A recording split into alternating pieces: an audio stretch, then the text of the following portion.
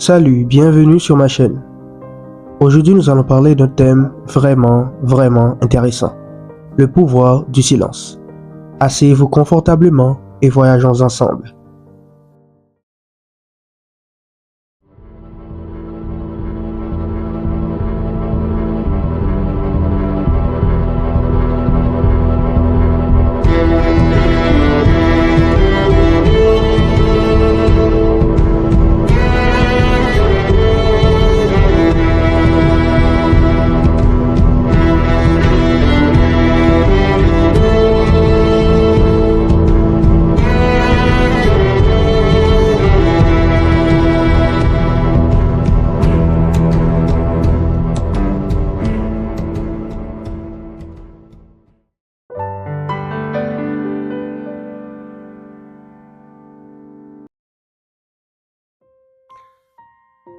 Dites en toujours moins que nécessaire.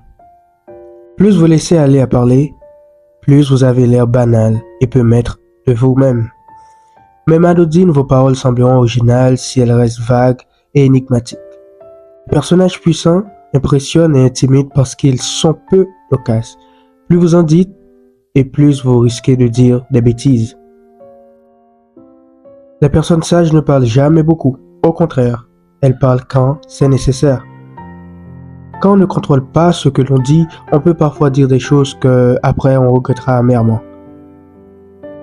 L'exemple qui m'a beaucoup marqué, c'est dans le livre des 48 lois du pouvoir. Le livre nous dit: Nicolas Ier monta sur le trône de Russie. Une rébellion éclata immédiatement. Menée par les libéraux qui exigeaient la modernisation du pays, ils voulaient que les industries et les infrastructures comblent le retard par rapport au reste de l'Europe. Nicolas Ier réprima brutalement cette révolte. L'insurrection décembriste et condamna à la peine capitale un de ses leaders, Kondrathy Ryleïev. Le jour de l'exécution, alors que le condamné se tenait sous la potence, la corde autour du cou, la trappe s'ouvrit, Ryleïev bascula et la corde cassa. À cette époque, de tels événements étaient vus comme des signes de la providence ou de la volonté divine, et un condamné qui échappait ainsi à sa peine était habituellement gracié. Ryleïev se releva et sale, mais sûr qu'il aurait la vie sauve, et s'adressa à la foule. « Vous voyez, s'écria-t-il, en Russie, on ne sait vraiment rien faire de propre, pas même une corde. » Un messager partit immédiatement au palais d'hiver avec la nouvelle de la pendaison manquée. Nicolas Ier, contrarié, accepta néanmoins d'accorder la grâce. Ryleïev a-t-il dit quelque chose après ce miracle?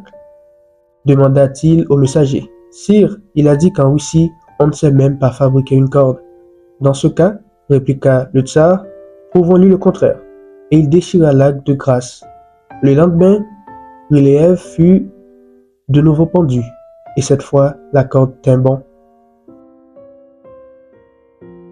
Si seulement il pouvait se retenir, si seulement il n'avait pas dit cette phrase. Les gens qui savent l'importance des mots voient le monde différemment. Les gens qui savent que le silence est un pouvoir immense et unique voient le monde différemment. Si vous voulez vous développer personnellement, il faut maîtriser ce que vous dites. Il faut maîtriser les paroles qui sortent de votre bouche. Il ne faut pas parler juste pour parler en fait. Comme le livre nous l'a dit, le fait de ne pas garder le silence dans certaines situations peut nous coûter la vie. Ce que j'aime dans ce livre, c'est qu'il nous enseigne comment vivre une vie saine et sans problème. Il nous fait comprendre comment nous fonctionnons, nous les humains, comment nous réagissons à certaines situations. C'est un livre vraiment utile et je vous le recommande.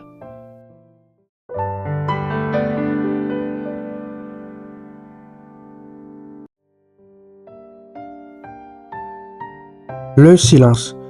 Le silence est puissant parce qu'il transcende les simples mots, offrant un espace pour la réflexion, la contemplation et la connexion profonde avec soi-même et les autres. Dans notre monde moderne saturé de bruit et d'informations, le silence devient un bien précieux, une rareté qui permet de se ressourcer. Premièrement, le silence favorise la réflexion personnelle. En l'absence de distraction sonore, notre esprit est libre de vagabonder, d'explorer des pensées complexes et d'analyser les expériences vécues. C'est dans ces moments de silence que nous pouvons vraiment nous connecter à notre moi intérieur, comprendre nos émotions et développer une clarté mentale. Par exemple, beaucoup de personnes trouvent que des moments de silence comme lors de la méditation ou d'une promenade solitaire leur permettent de résoudre des problèmes ou de prendre des décisions importantes. Ensuite, le silence a un pouvoir apaisant. Il offre une pause nécessaire dans une vie souvent trépidante, réduisant le stress et l'anxiété. Le seul fait de s'éloigner du tumulte pour s'immerger dans un environnement silencieux, que ce soit en pleine nature ou dans une pièce tranquille, peut avoir des effets bénéfiques sur notre santé mentale et physique. C'est un moyen de se recentrer, de trouver la paix intérieure. Cependant, le silence n'est pas toujours facile à accepter. Pour certains, il peut être inconfortable car il les confronte à leurs pensées ou à des vérités qu'ils préfèrent éviter. Mais c'est justement cette confrontation qui peut mener à une croissance personnelle. Le silence permet de révéler des aspects de nous-mêmes que nous ignorons parfois. Enfin, le silence joue un rôle crucial dans la communication. Il est souvent dit que le silence est d'or. En effet, il peut en dire long. Exprimer ses émotions plus profondément que les mots ne le pourraient. Dans une conversation, il permet d'écouter vraiment l'autre, de montrer du respect et de la considération, ou encore de laisser l'espace nécessaire pour digérer une information importante. Pour résoudre le problème du malaise que le silence peut parfois engendrer, il est essentiel de l'apprivoiser progressivement, en intégrant des moments de silence dans notre quotidien. Cela peut se faire par la méditation, des balades en nature ou simplement en éteignant tous les appareils et en profitant du calme.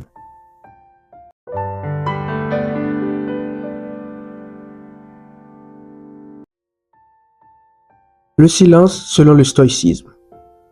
Le silence est souvent perçu comme un vide, une absence de mots. Pourtant, dans le cadre du stoïcisme, il devient une véritable arme secrète, un puissant outil de transformation personnelle.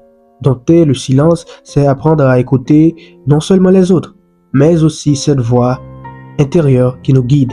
En cultivant à ce moment de flottement, nous trouvons la clarté nécessaire pour naviguer à travers les défis de la vie, avec sagesse et sérénité. Embrasser le silence, c'est ouvrir la porte à une compréhension plus profonde de soi-même et des autres, et ainsi renforcer notre résilience face aux tempêtes émotionnelles qui nous entourent. Le stoïcisme nous apprend à trouver la vérité dans le silence. Pas besoin de parler pour le plaisir de parler ou combler un vide. Parfois, les choses les plus importantes sont dites quand on choisit de laisser notre présence parler pour nous. Ce n'est pas tant la quantité de nos paroles qui compte, mais plutôt l'écho qu'elles laissent derrière elles. Vous avez déjà tout croisé, une personne qui parle sans cesse, essayant de combler chaque silence sans vraiment rien dire. Les stoïciens, ces sages observateurs de la nature humaine, ont pointé du doigt cette tendance à parler pour combler un vide, souvent par insécurité ou désir d'exister. Cette surabondance de mots diminue en réalité leur valeur, noyant ce qui pourrait être des perles de sagesse dans un flot incessant de bavardage. Il nous enseigne donc que savoir parler avec mesure débute par une écoute attentive et une observation fine de notre environnement. La puissance du silence stoïcien, loin d'être une simple absence de son, devient alors une posture d'écoute, active et d'observation. En choisissant de ne parler que lorsque c'est réellement nécessaire, chaque mot que nous prononçons se voit investi d'une importance et d'une résonance accrue.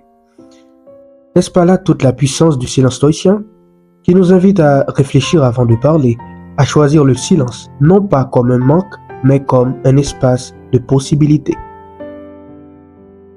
Cette philosophie ancestrale nous apprend à voir le silence comme un espace riche de réflexion, un lieu où l'on peut se reconnecter plus profondément avec soi-même et avec le monde.